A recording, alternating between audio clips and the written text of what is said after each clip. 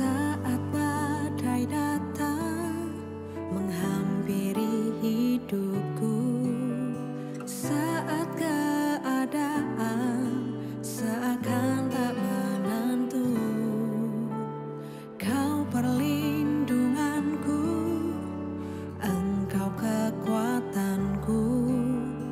Dalam hadirat-Mu tenanglah jiwaku. Saat badai datang menghampiri hidupku, saat keadaan seakan tak menentu, Kau perlindunganku, Engkau kekuatanku. Dalam hadirat-Mu tenanglah jiwaku. Hatiku percaya kuasa-Mu, kekuatan-Mu menopangku melewati badai. Hatiku percaya kuasa-Mu, kekuatan-Mu jadikanku lebih dari pemenang. Hatiku percaya kuasa-Mu, kekuatan-Mu menopangku melewati badai. Hatiku percaya kuasa-Mu, kekuatan-Mu jadikanku lebih dari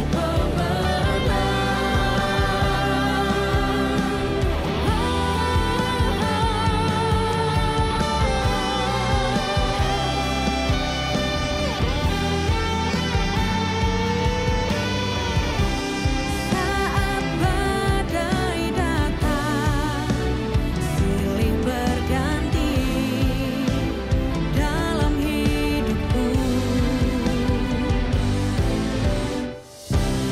Hatiku kan tetap tenang, Yesus kekuatan hidupku.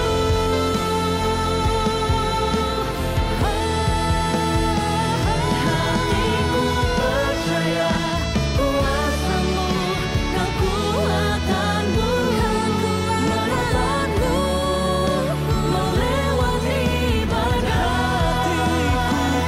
Hatiku percaya kuasa-Mu, kekuatan-Mu jadikanku lebih dari pemenang. Hatiku percaya kuasa-Mu, kekuatan-Mu jadikanku lebih dari pemenang. Jadikanku lebih dari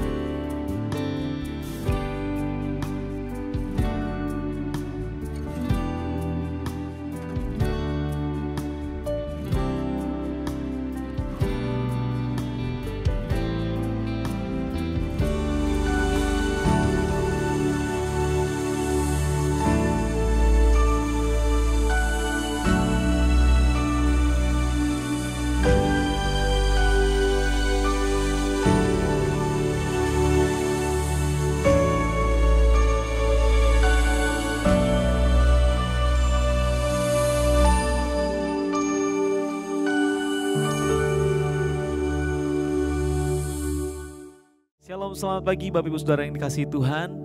Mari saat pagi hari ini saya mengajak untuk setiap kita tetap bersemangat di dalam Tuhan. Tetap punya hati yang haus dan rindu untuk menghampiri tahtanya Tuhan. Sebab Kita percaya bahwa saat kita menyembah, saat kita memuji, ada kuasa yang selalu menyertai setiap kita, yang sanggup menolong kita, bahkan menuntun langkah kita pada hari ini. Mari sama-sama kita naikkan pujian kita, naikkan sembah kita di dalam hadirat Tuhan. Terima kasih Tuhan Yesus.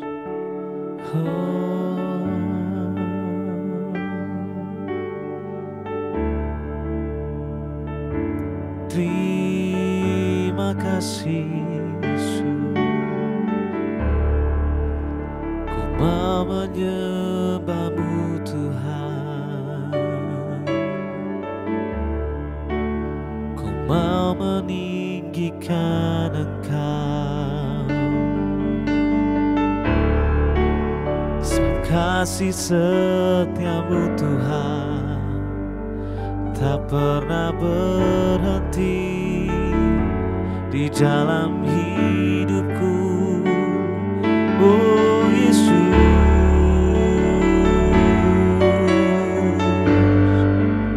ku rindu akan hadirat-Mu,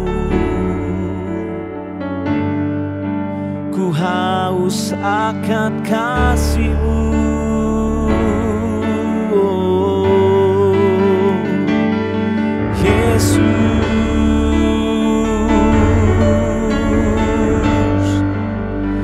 Datang menyembah-Mu,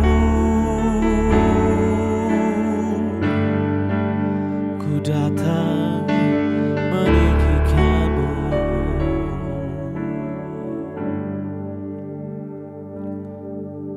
Biarkan setiap kami saat pagi hari ini Tuhan, bukan hanya mulut kami yang memuji, tapi hati kami yang rindu dan haus akan hadirat-Mu Tuhan. Biarkan setiap pujian kami naikkan pagi hari ini Tuhan, sebagai tanda kami perlu, kami butuh Engkau dalam hidup kami Tuhan. Yes Tuhan. Tuhan, Kaulah pengharapanku, ku percaya hanya kepadamu. Yesus, Kaulah perlindunganku, Engkau yang selalu ku puji. Terima kasih, katakan Tuhan. Tuhan, Kaulah pengharapanku, ku percaya hanya kepadamu. Yesus, Kaulah perlindunganku, Engkau yang selalu ku puji. Mulutku penuh dengan pujian kepadamu ya Yesus Tuhan. Sepanjang hari ku beri penghormatan kepadamu ya Allahku. Mulutku penuh dengan pujian kepadamu ya Yesus Tuhan. Sepanjang hari ku beri penghormatan kepadamu ya Allahku. Mari kita nyanyikan pujian ini bersama-sama. Tuhan, Kaulah pengharapanku, ku percaya hanya kepadamu. Yesus, Kaulah perlindunganku, Engkau yang selalu ku puji. Katakan Tuhan,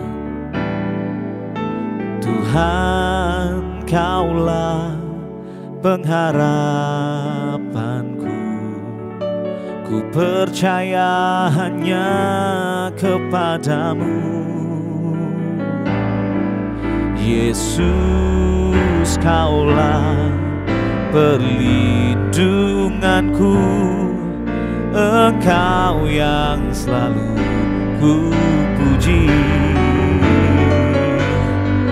Mulutku penuh dengan pujian kepadamu, ya Yesus Tuhan. Sepanjang hari ku beri penghormatan kepadamu, ya Allahku. Oh, mulutku penuh dengan pujian kepadamu, ya Yesus Tuhan. Sepanjang hari ku beri penghormatan kepadamu, ya Allahku. Hanya padamu, hanya padamu Tuhan, ku beri hormat, ku beri syukur.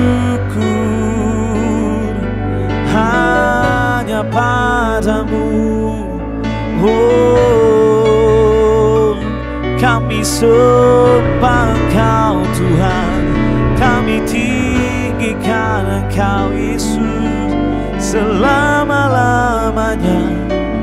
Hanya Engkau Yesus, sebab Kau yang besar, oh, di dalam hidupku. Hanya Engkau Tuhan, oh, hanya Engkau Yesus, layak terima pujian, layak terima hormat di dalam hidupku,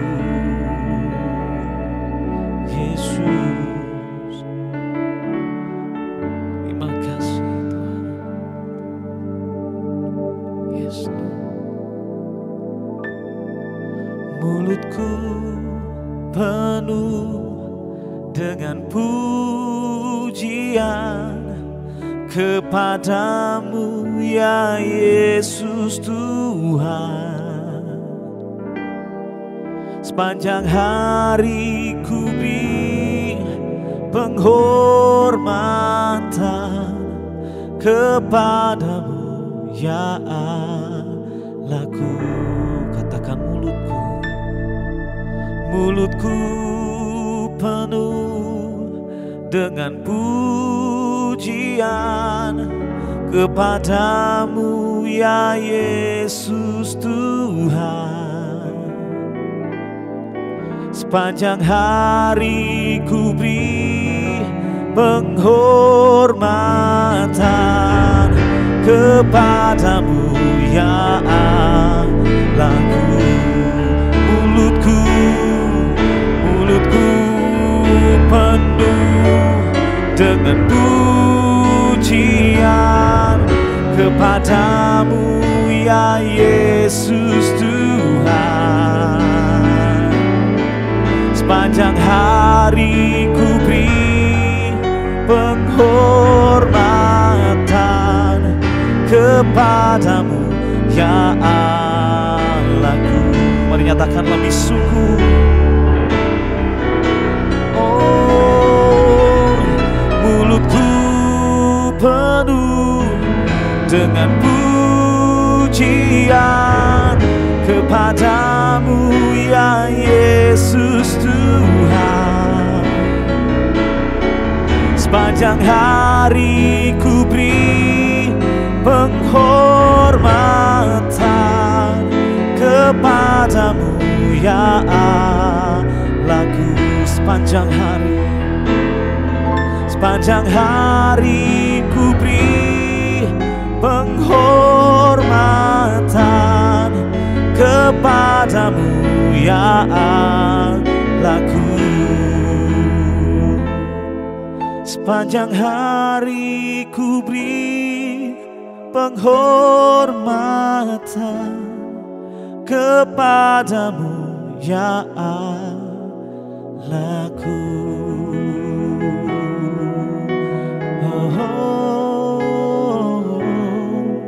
Sepanjang hari hidupku ku kan memuji dan menyembah Engkau. Ini kerinduan kami Tuhan. Sepanjang hidup kami mau menyembah, memberi penghormatan kepada Engkau Tuhan yang berkuasa atas hidup kami. Haleluya. Amin.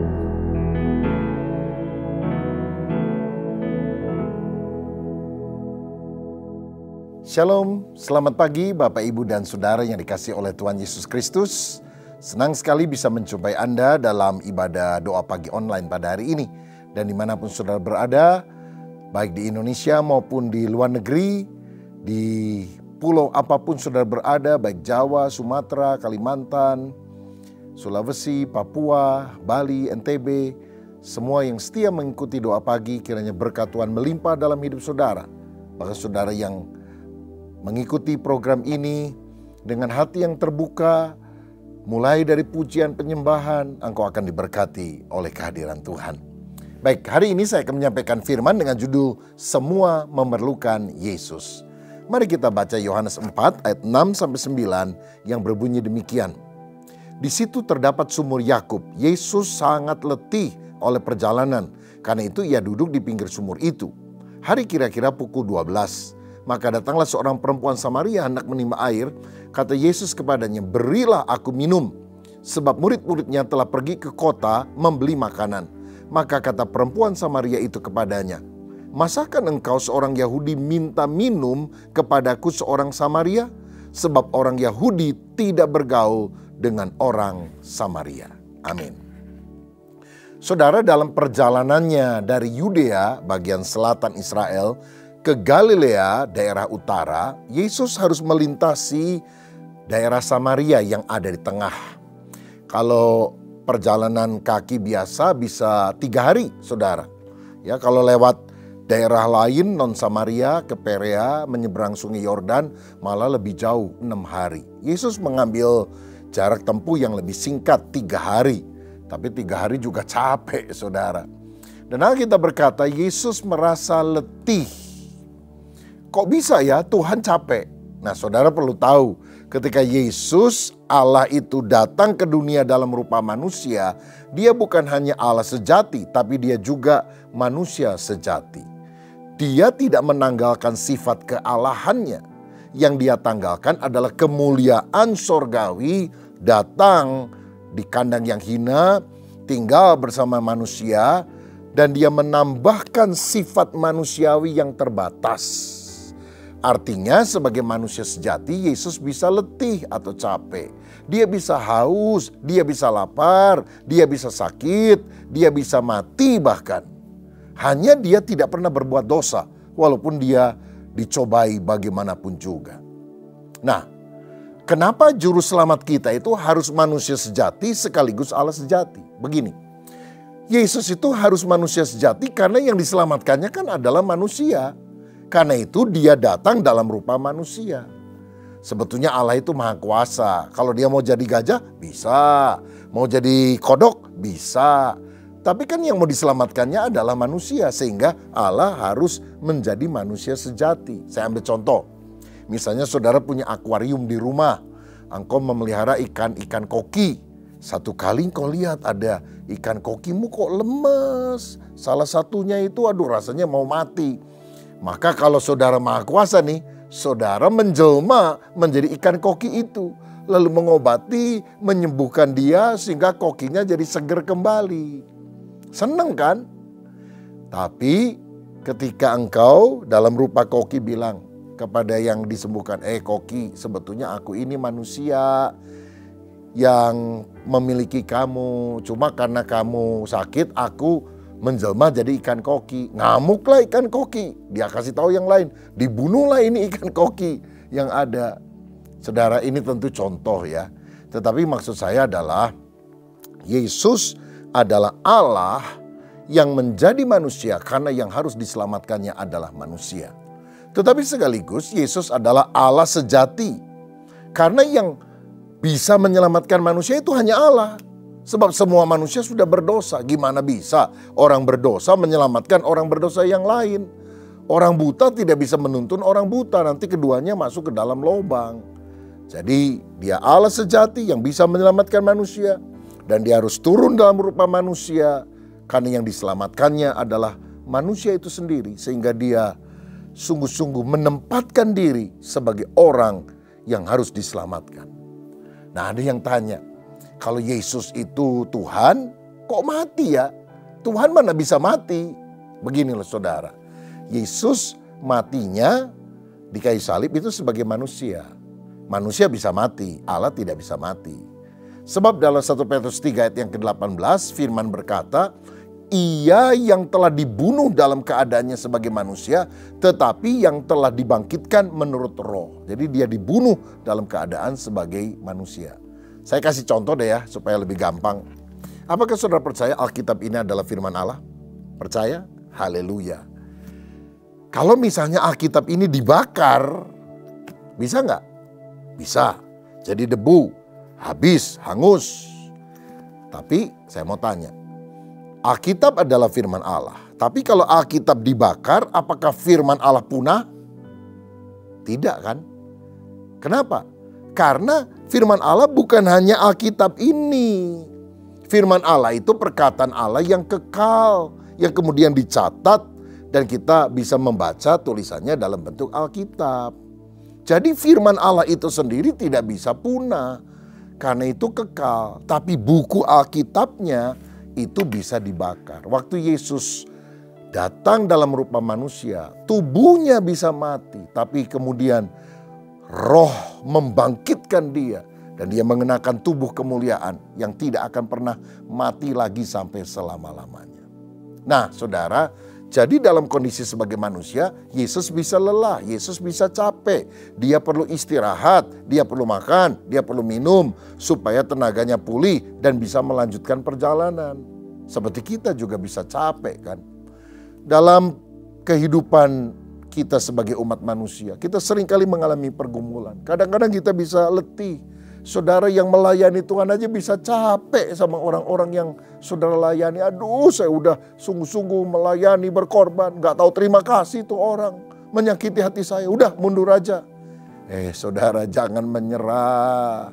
Ya, dalam pergumulan kau bisa letih. Dalam pelayanan bisa capek. Tapi jangan menyerah, istirahat saja sebentar, gak usah lama-lama. Lalu maju lagi menyelesaikan tugas-tugas yang masih menanti. Tuhan beristirahat sejenak untuk memulihkan kekuatan, dia perlu makan, dia perlu minum, dan melanjutkan perjalanan menuju Galilea. Begitu juga kita harus maju terus, pantang mundur di tengah segala kelelahan yang kita alami.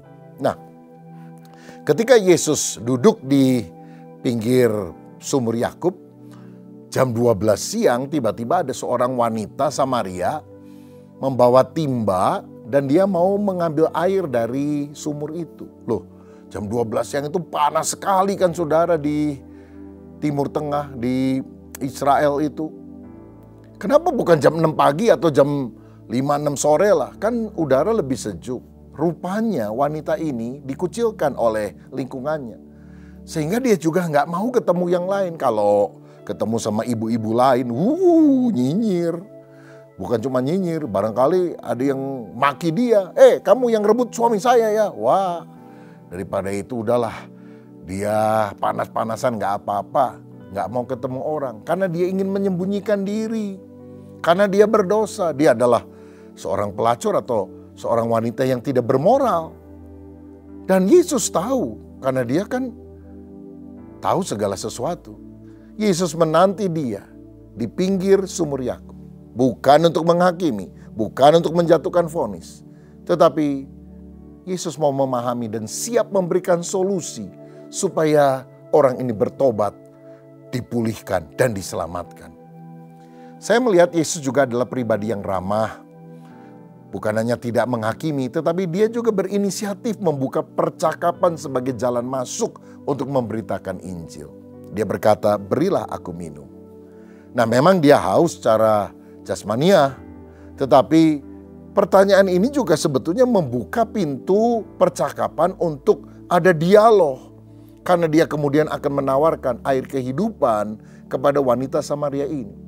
Yesus menghancurkan rintangan tradisi yang memisahkan pria dan wanita. Kenapa saya katakan demikian? Karena seorang rabi menurut hukum Yahudi tidak berbicara dengan wanita di muka umum atau di jalan, atau nama baiknya akan berakhir. Bahkan ada yang ekstrim, saudara. Ada yang disebut sebagai Farisi benjol dan berdarah. Kenapa? Karena mereka merasa untuk menguduskan diri, kalau ketemu orang perempuan nih di jalan berpapasan, mereka akan merem, tutup mata, sambil terus jalan. Lalu tanpa sengaja mereka akan menabrak tembok, benjol, berdarah. Tapi mereka bangga karena benjol dan berdarahnya itu menjadi lencana kekudusannya. Saudara-saudara, sampai segitunya loh. Wanita itu diremehkan. Rabi berkata, lebih baik kata-kata hukum itu dibakar ketimbang disampaikan kepada wanita. Waduh, minta ampun. Tapi ternyata Yesus memandang wanita itu berharga. Perlu mendengar Injil, perlu diselamatkan. Itu sebabnya mengapa Yesus menyapa wanita ini untuk memberitakan kabar keselamatan kepada dia. Saudara juga harus ingat bahwa waktu Yesus bangkit dari antara orang mati, yang pertama kali dia jumpai, dia menampakkan diri justru kepada wanita, Maria Magdalena. Bukan kepada para murid pria yang lain. Kenapa? Karena wanita inilah yang pertama-tama pagi-pagi benar pergi ke kubur Yesus. Karena mencintai Yesus, karena mengutamakan Yesus. Yang pria mungkin masih tidur semuanya. Dan kepada orang sedemikianlah Tuhan akan menampakkan diri. Jadi kalau hari ini saudara bangun pagi ingin ketemu Yesus, saya berdoa supaya Tuhan menyatakan kemuliaan dalam hidup saudara. Nah, karena itu saya mau dorong para wanita, jangan menganggap dirimu rendah. Bangkitlah, engkau bisa dipakai oleh Tuhan. Seperti wanita ini bersaksi sehingga seluruh kampung Samaria itu dimenangkan. Karena Tuhan tidak hanya ingin pakai pria saja, tapi dia juga mau pakai wanita. Semua orang bisa dipakai oleh Tuhan. Semua orang membutuhkan Yesus. Kalau sudah lihat pasal sebelumnya, Nikodemus, pria beragama, moralnya luar biasa bagus. Yohanes 4, perempuan, orang Samaria, wanita yang tidak bermoral. Tapi pria, wanita, beragama atau tidak bermoral, semua membutuhkan Injil. Ingatkah saudara, pada waktu Natal, berita kelahiran disampaikan kepada orang Majus, orang kaya, terpelajar. Tapi juga gembala mendengar kabar baik, orang sederhana, tidak terpelajar. Kelompok marginal sekalipun, semua membutuhkan Yesus. Selanjutnya Yesus juga mematahkan rintangan permusuhan antara Yahudi dan Samaria. Wanita itu kan bilang, kenapa kamu minta air daripadaku? Sebab orang Yahudi itu kan tidak bergaul dengan orang Samaria. Latar belakangnya begini saudara. Israel pada waktu diperintah oleh Raja Saul, Daud, dan Salomo itu terdiri dari 12 suku. Tapi setelah Salomo mati diganti oleh anaknya Rehabeam, kerajaan itu menjadi pecah. Ya, dua suku yaitu Yehuda dan Benyamin tetap berada di selatan dengan ibu kota Yerusalem, disebut kerajaan Yehuda. Sedangkan 10 suku yang lain memisahkan diri tinggal di bagian utara dengan ibu kotanya Samaria, dipimpin oleh Yerobeam, raja yang pertamanya. Nah, di kemudian hari Samaria ini ditawan ke Asyur dan tidak pernah balik lagi, saudara-saudara. Mereka kemudian bercampur dengan suku di Asyur dan sudah kehilangan keaslian Yahudinya. Dan inilah yang disebut sebagai 10 suku Israel yang hilang. Samaria juga kemudian dimasuki tawanan dari suku-suku lain. Karena yang tersisa di sana hanya orang-orang miskin, orang-orang yang lemah. Dan kemudian mereka campur juga dengan suku-suku lain yang didatangkan oleh orang Asyur hasil tawanan perang. Sehingga gara-gara pernikahan campuran itu mereka tidak dianggap lagi orang Yahudi asli. Mereka blasteran, campuran. Beda sama orang Yahuda. Mereka juga ditawan ke Babel, tapi mereka mempertahankan keyahudiannya. Nggak mau kawin sama orang non-Yahudi. Sehingga akhirnya mereka bisa kembali ke Yerusalem, membangun bait Allah pada zaman Ezra dan Nehemia, dan mereka merasa Yahudi asli. Nah, di sini kita juga harus melihat satu hal, bahwa jangan sampai terjadi kawin campur antara terang dan gelap. Orang percaya jangan menikah dengan orang yang tidak percaya. Sehingga akhirnya kita seperti 10 suku Israel yang terhilang. Tetapi seperti 2 suku ini mempertahankan keyahudiannya. Dengan apa? Tetap menikah dengan orang Yahudi, tidak kawin campur. Tapi saya mau bicara ini bukan soal suku, tetapi secara rohani orang percaya harus menikah dengan orang yang seiman, orang yang sama-sama percaya kepada Yesus. Nah, saudara, jadi ketika orang Yahudi kembali ke Yerusalem pada zaman Ezra dan Nehemia, membangun kembali bait suci, orang Samaria mau ikutan membangun juga, tapi ditolak. Karena apa? Kamu bukan Yahudi asli, sana. Akhirnya perang, saudara. Akhirnya ribut, berantem. Dan kemudian orang Samaria karena ditolak, mereka mendirikan bait Allah tandingan di Gunung Gerisim. Wah, perseteruan tambah panas. Apalagi ketika di kemudian hari, orang Yahudi yang dipimpin oleh Yohanes Hyrcanus menghancurkan bait Allah tandingan itu. Wah, kebencian makin memuncak. Dan itu pada zaman Yesus sudah 400 tahun. Tapi ingat, Yesus datang untuk mematahkan sekat-sekat kebencian. Karena semua kaum, semua suku membutuhkan Yesus, membutuhkan berita Injil. Orang Yahudi, orang Samaria, orang apapun. Saudara, karena itu mari kita tidak berpihak-pihak. Gara-gara warna kulit, gara-gara suku atau apa. Karena semua orang perlu mendengar berita Injil tentang Yesus. Hari ini maukah saudara, apapun sukumu, apapun warna kulitmu, apapun jenis kelaminmu, pria atau wanita, bukalah hatimu karena Yesus mau memakai saudara menjadi alat kemuliaannya, dan saudara juga bisa dipakai untuk menyampaikan kabar baik, kabar Injil kepada semua orang. Saudara yang membutuhkan Yesus dan mau dipakai oleh Yesus, taruhlah tanganmu di dada. Bapa, hamba berdoa untuk setiap anak-anakmu yang pagi hari ini mendengarkan suara Tuhan. Dan kami semua berkata, kami perlu Yesus. Kami juga mau dipakai oleh Yesus untuk memberitakan kabar baik.